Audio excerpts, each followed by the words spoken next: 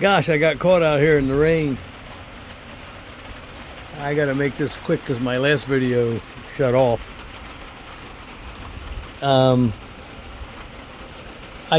I came out here as a continuation of today's video, which was the 10th of August, where I'm doing another deep dive on differences even among the same variety. Minute differences, which I go into great detail in my other video called Deep Diving Figs.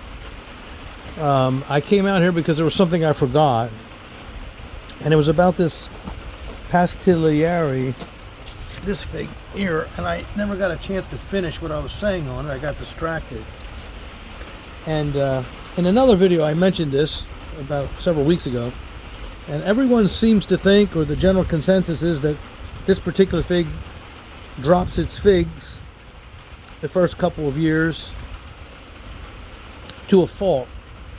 And it may indeed, and I was mentioning in the other video, and I'll reiterate, that I mixed this a little differently. My potting mixes are very different. And I was hoping that because of providing the nutrients that I did, I was hoping that I would minimize the drop off. And so far, here it is. It's the 10th of August. None of the figs have fallen off. Not yet. Now, they might still do it, but I'm looking forward to eating these this year. There's some more down here. There's more. And yeah, it's this one here we'll take off because I don't like to look at that. I'll leave it on there. But there's figs on this tree, and it's only a couple years old. And so it's an experiment, and I'll keep you informed. I will keep you apprised. Then I came out here, and then it started raining. It's okay. I love my figs, and I don't mind spending some time here, and I'll gobble up some Smith. The Smith have been getting ripe a lot, and I've been eating them. Whew, wow, raining pretty good. And there's more swelling and more getting ripe. And then I picked this fig here, right there. You see that? And I thought it was the Smith because it's leaning over on the Smith, but it's not. It's Genovese Nero, which I was really pleasantly surprised with. So I just went ahead and picked this fig. And then I realized, wow, my hand.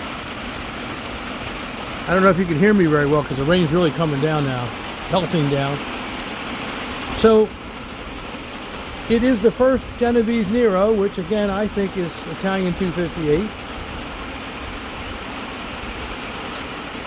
I even noticed, I don't want to get off the track here, I even noticed my first Preto getting ripe. Figo Preto, which I'm really happy to say. Okay, but let me get back to this. Then I was looking at this fig, which I'm going to save for Debbie, because she loves Italian 258, which I've said Genovese Nero, in my opinion, is Italian 258. Whether it is or not, they're both wonderful, and they're both the same. And here's another one getting ripe, another Genovese Nero. So I've got to start looking around in here because I've got a lot of figs getting ripe now, including, oh wow, a lot of the Rondy de Bordeaux. There's a lot getting ripe. There's one that's too ripe. I better eat that one up right now. Any bugs on it? I don't really like the looks of that one. I forgot that one. I ate a little bit of it. It's not bad. There's one here I'll gobble up. I'll throw the stems out there so the ants won't come around. There's another one. And oh, another nice one. And here's some beautiful, beautiful Rondy de Bordeaux. Look at, aren't they just magnificent? Gosh, I love these figs. Oh, this one's just perfect. All of these are just perfectly ripe. I'll bring Debbie. Debbie loves these too. This is her favorite. Ooh, that one was so ripe. That one just popped right off. I think all the way around, this Rondy de Bordeaux is Debbie's favorite fig tree because it's so prolific, so productive. And but she's gonna love this. The Genovese Nero or Italian 258. So I just thought I would do that. I wanted to make this video the deep diving aspect of this Pastilieri. That's how I pronounce it. I pronounce everything a little differently. Potato, I don't care. It's a convention. Language is a convention. Like Black Madeira, it's, as a teacher, I remember I before E except after C. Well, guess what? There's no C in Black Madeira, but the I's before the E. Now, explain that one, would you? And that's why I think it's Black Madeira. And that's how I say it. That's how I'm going to say it. And I don't care. Potato, okay? I mean, I used to tell my students, look at that gas can over there. How do you spell gas can? Well, you spell it C-A-N. And it's pronounced can. Well, what about if I say I can do that? I can do that. Do you say I can do it? Well, nobody does. But it's the same word, isn't it? But that's just, colloquialism. And that's how speech is. It's all about colloquialism. I remember I'm getting off the track, but if you don't mind, if you don't want to hear it, just cut it off, okay? Because I wanted to talk about that Pastilieri, because I'm hoping with the nutrients that I get, I want to see, it's an experiment. I hope that the figs stay on. But I had a college professor back in 1972, when I was at the university, the Rowan University. His name was Dr. Fisher. He was a Polish professor. He was brilliant. He was so bright that I used to wonder why his thoughts were so lofty that I used to wonder why when he walked through the door his feet weren't touching the ground, or weren't off the ground, I mean. Because everything he said was just radiantly brilliant.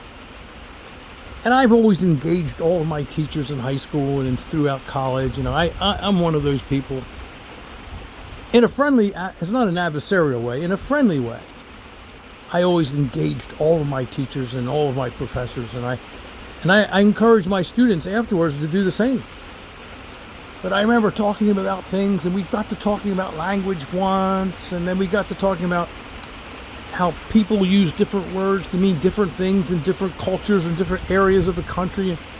And he used to tell me, and I used to bring this up, and he used to say to me, Lou, he would say, language, I've told you, language is a convention. It's a convention, he'd say. And I'd look at him and I would say, what the heck is he talking about? It's a convention. Because when I thought about a convention back then, I thought about a bunch of people, at some kind of a political convention, or a convention on climate change or something, who knows, where there's a bunch of tables and there's a bunch of people and there's information being exchanged, different guest speakers, maybe a convention, but he would say language is a convention. So I asked him, I said, Professor Fisher, what do you mean by that? And he goes, it's a convention. It's what more than one person agree that a certain word, or the pronunciation of a word, or the meaning of a word actually means. That's all it is. It's an agreement between more than one person. And I said, well, let's extend that. And he said to me, what do you mean? And I said, what do I mean? Why does it have to be more than one person? Why can't an individual look at something and make a determination based on their own best judgment?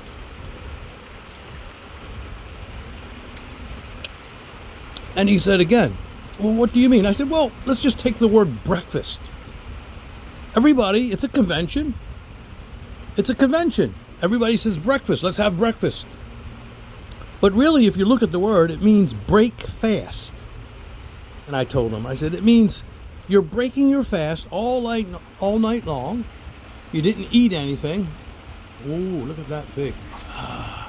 Look at that. You fasted all night long. You didn't eat anything. You went to sleep.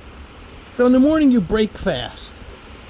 So what, Dr. Fisher, what if I decided, Lou Monte, what if I decided to say, hey, let's have breakfast? Now, that's not a convention. It's just me. But I'm saying it the way I like it and the way I believe it should be pronounced. And he said to me, Lou, you are right. Even the convention can be something celebrated just among one person. That's what he told me. And so that's the way I went. And that's nothing to do with figs. But you will hear me pronounce things differently. And perhaps that will make you a little more tolerant of my previous videos and anything in the future. Another good fig. I'll leave that one here for my son later. Okay, so that's it. Bunch of figs getting ripe. August the 10th. We deep dove the Pastigliare. I'll keep you informed about whether the figs stay on or whether they fall off. For sure. I'm looking forward to eating them. I've never had any ripe Pastigliare. Thank you for visiting, as usual. Always enjoy your visits, of course, immensely. And I love your comments and your participation, and thank you for subscribing. I'm having fun. I hope you're having fun. I'm hoping that you're finding some of my videos at least somewhat valuable, especially newbies out there that are, I think, fortunately for the fig community, flocking in great numbers all over the world. It seems that figs are a big thing now, and growing, and organic growing, and fruit growing, and produce. And that makes me very, very happy that there are so many people contributing to that movement, that people are starting to feel grounded again and returning back to nature and eating organically and eating more wholesome foods and occupying their time with wholesome things, not just people things. I won't go into that, but nature things about nature, and finding their roots again in nature.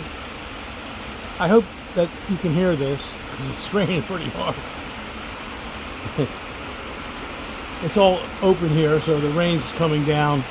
It won't go in my pots, though. I keep them away from the edge of the barn. That's the way I designed this when I built it. I built this greenhouse by myself, starting February the 1st, quite a few years ago. And I did it completely, entirely, and absolutely by myself, with no help. Because I had the plan in my mind. Exactly. And I knew that if I asked my son to help, and he would have been happy, he would have said, Dad, why are we doing it this way? Why are we doing it that way? Let's do this. And I didn't want that to happen, because I already planned out every screw and every board and every measurement, and without paper and without a pen or anything. I knew what to do. And it was just a plan that I wanted to see come to fruition on my own accord. He did help me shovel the rocks in here after I put a weedless barrier underneath. And this greenhouse has just served me so well. Right now it's not serving as a greenhouse, it's just really sheltering my figs from all this rain. I've just decided to leave them in here the last couple of weeks because it's crazy. It just never stops raining, it seems, this year. And I don't want my figs to spoil, so I keep them in here to shelter them from the rain. But not because of any advantage they're getting from the heat, because it's open. I got big doors in the front, open panels in the front, big doors in the back, open panels in the back, open panels up there. So the breeze just blows right through from the field. It's so nice. But at least it protects them from the wind. We've been getting horrific storms out here. Look at the water going in the barrel from the rain. The roof is, all those boards up there are non-toxic. They're painted with non-toxic paint. I'm talking about the hatches up there that are open. And so any rain coming in is just rain. I don't use any toxic paint of any kind. Wow, really coming down. There you see my rain barrels. I love using rainwater. I've talked about this. I'm going to do a summary of things soon. Here's another Genovese Nero getting right. Rondy de Bordeaux. I don't know if you can hear me anymore. I'm leaving. But thank you. Thank you for visiting. It's getting crazy out here. I don't know how I'm going to get back to the house. I'm nice and dry here though. But not if I move around too much in this wind. Good day.